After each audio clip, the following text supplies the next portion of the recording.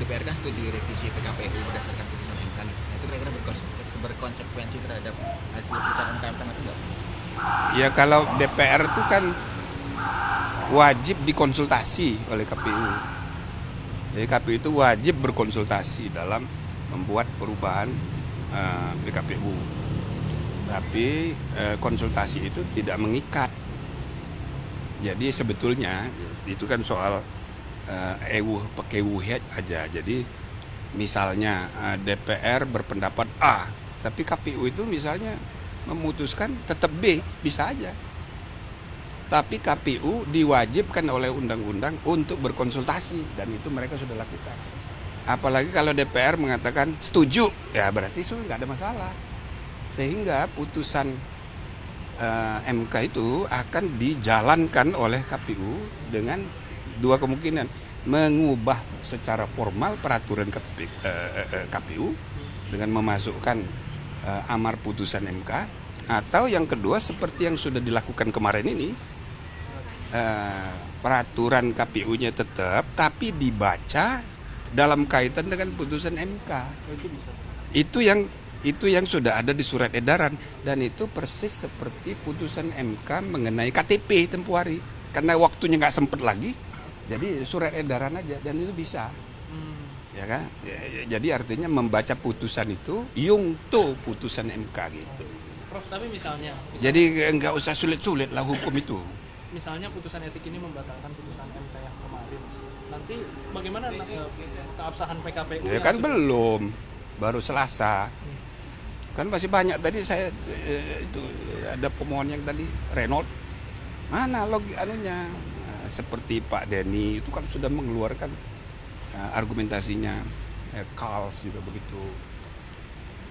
Intinya pertama, bagaimana Anda meyakinkan lembaga penegak kode etik ngurusi perilaku para hakim lalu membatalkan putusan? Itu bagaimana? Saya sih mau aja, ya kan? Tapi kalau ngawur-ngawur harus sekedar emosi, sekedar, ya kan nggak bisa. Harus dipertanggungjawabkan secara secara benar. Jadi secara hukum. Bisa terbuka peluang untuk membentuk. Bukan soal bisa, saya harus diyakinkan dulu. Mana? Sekarang udah yakin? Belum yakin. Tapi katanya dia logis, Ya logis itu kan belum tentu benar. Logis itu kan masuk akal tuh. Cuma belum tentu benar. Itu loh.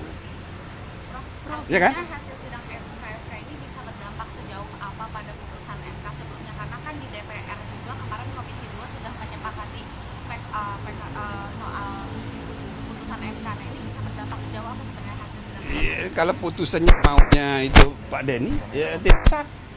Berarti sesuai dengan undang-undang kekuasaan kehakiman pasal 17 ayat 7 itu di RPH lagi oleh majelis yang berbeda, artinya 4 orang, ya kan? Nah, ketua nggak ikut, jadi 4-4 lah. Kalau 4 orang, ya ketua majelisnya siapa?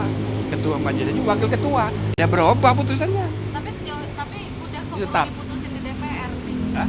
Tapi di DPR sendiri Komisi 2 Itu lain. Itu soal perubahan per KPU. Lain lagi, ini kan soal putusan MK. Ini kan kita pakai teori-teori ini. Ya, kalau Anda tanya, apa saya udah yakin? Saya belum yakin.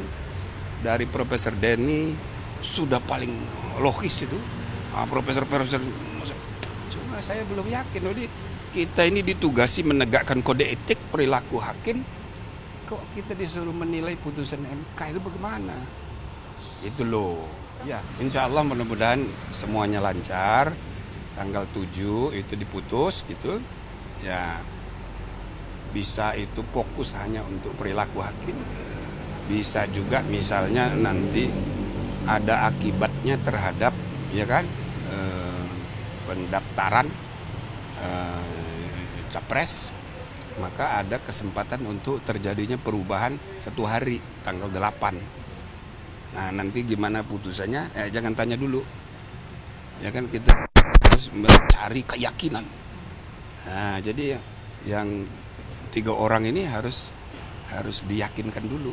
Masih ada kesempatan.